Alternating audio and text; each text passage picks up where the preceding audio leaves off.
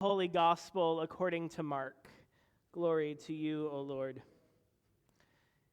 King Herod heard of the disciples preaching, for Jesus' name had become known. Some were saying, John the Baptizer has been raised from the dead, and for this reason these powers are at work in him. But others said, it is Elijah, and others said, it is a prophet like one of the prophets of old. But when Herod heard of it, he said, John, whom I beheaded, has been raised. For Herod himself had sent men who arrested John, bound him, and put him in prison on account of Herodias, his brother Philip's wife, because Herod had married her. For John had been telling Herod, it is not lawful for you to have your brother's wife. And Herodias had a grudge against him and wanted to kill him, but she could not, for Herod feared John, knowing that he was a righteous and holy man, and he protected him. When he heard him, he was greatly perplexed, and yet he liked to listen to him. But an opportunity came when Herod on his birthday gave a banquet for his courtiers and officials and for all the leaders of Galilee. When his daughter Herodias came in and danced, she pleased Herod and his guests, and the king said to the girl, ask me for whatever you wish, and I will give it. And he solemnly swore to her, whatever you ask me, I will give you, even half of my kingdom. She went out and said to her mother, what should I ask for? She replied, the head of John the Baptizer. Immediately she rushed back to the king and requested, I want you to give me at once the head of John the Baptist on a platter. The king was deeply grieved, yet out of regard for his oaths and for the guests, he did not want to refuse her. Immediately the king sent a soldier of the guard with orders to bring John's head. He went and beheaded him in the prison, brought his head on a platter, and gave it to the girl. Then the girl gave it to her mother. When John's disciples heard about it, they came and took his body and laid it in a tomb. The Gospel of the Lord. You may be seated. Well, that's an uplifting little story. So let's talk about Amos. Although maybe it's not much better. We'll find out. So by the time the book that bears his name opens, the status of the monarchy of ancient Israel isn't great. The once unified kingdom has split into two, with Israel to the north and Judah to the south. Soon Israel would be conquered by Assyria, and Judah would be conquered by Babylon. Enter Amos. Amos came from Judah in the south, but his prophetic calling took him to the north, to Israel, to King Jeroboam and to the priest Amaziah at Bethel.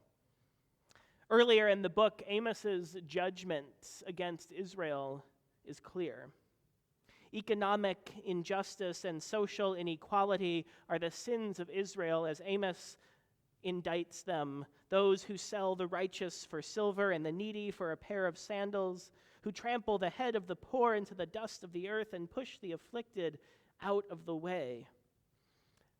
On the heels of this judgment, God then shows Amos 5 visions.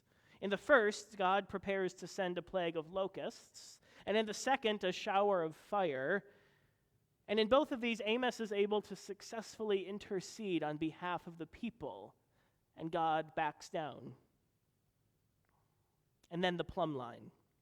It doesn't really matter if you know what a plumb line is or not, because according to one of my seminary professors, whose Hebrew is better than mine, the word doesn't actually mean plumb line. We don't actually know what it means.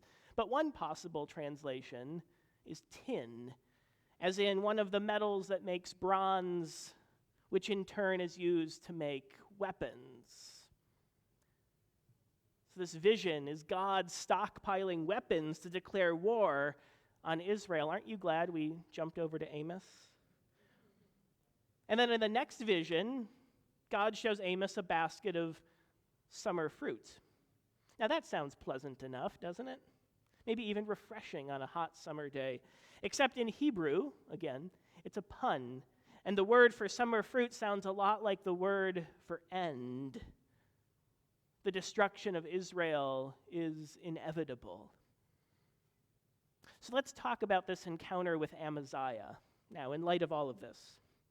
When it comes to talking about the prophets of Israel, like Amos, it's easy, though, to fall into the trap of binary thinking, that it's all good versus bad, righteous prophets versus corrupt rulers, social justice versus political oppression. But I don't think it's ever quite that simple.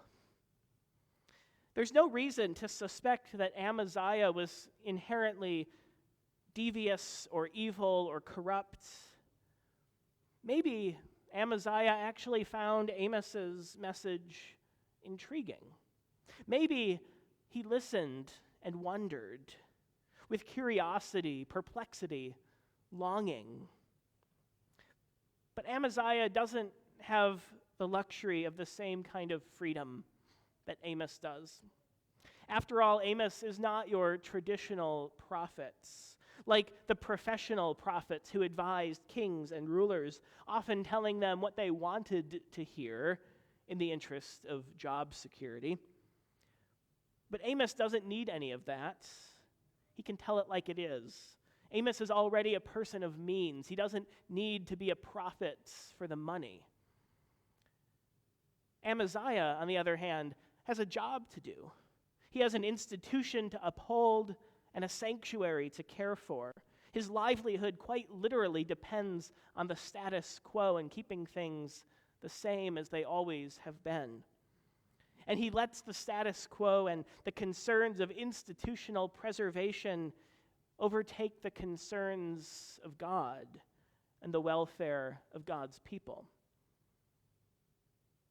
It actually does sound a little bit like Herod. The details can be easy to overlook in such a gruesome story, but I don't think Herod is exactly the villain that he so often gets portrayed as, at least not in this story. Instead, we read that Herod feared John, that he protected him, and that he liked to listen to him. What's going on with that? We might even imagine Herod sitting for hours on end by John's prison cell, listening, learning, and wondering. But when the rubber hits the road, Herod fails the test. Like Amaziah, he lets his concern for the status quo, his concern for institutional preservation, his concern for self-preservation overtake the risk of discipleship and the concerns of the kingdom of God that John had been preaching about. Amaziah and Herod start in the right place, but ultimately their attention shifts and their faithfulness falters. They fall back into the familiar and trust in the status quo that they know. They stand in the way of God's prophetic word when it gets too uncomfortable or challenging. Now, at this point, it's easy to vilify Amaziah and Herod as scapegoats of what not to do or who not to be like. But again, I don't think it's quite that simple. In more subtle ways, Amaziah and Herod are us. Now, maybe we don't enable a corrupt monarchy in the interest of job security or have someone beheaded just to hold on to political power. But I wonder about the ways that we do let our insecurities and doubts and worries get the better of us. Do I care too much about what other people think of me? Do I value comfort and complacency and the way things have always been more than taking risks for what can be? Do I privilege the status quo over the possibility of transformation? With Herod and Amaziah, we grapple with these questions not because we're not faithful and curious followers of Jesus, but I think precisely because we are. The fact that we ask those questions makes us curious. And so I think Herod and Amaziah give us fuller pictures of discipleship as disciples who are sometimes afraid, hesitant, and even get it wrong. But God's good news is too powerful and too strong to cave to our human failures and shortcomings. Immediately after these 5 devastating visions of judgment in Amos, the book ends with a word of hope and promise of restoration. As my Old Testament seminary professor often reminded us, God's final answer to God's people is always yes. God's yes will not be stopped by our no, and resurrection will not be stopped by death. Even in the midst of flawed disciples like Herod and Amaziah, and yes, even like us, God's good news of love and justice still prevails. Because God's love for God's people is too strong to give up on us.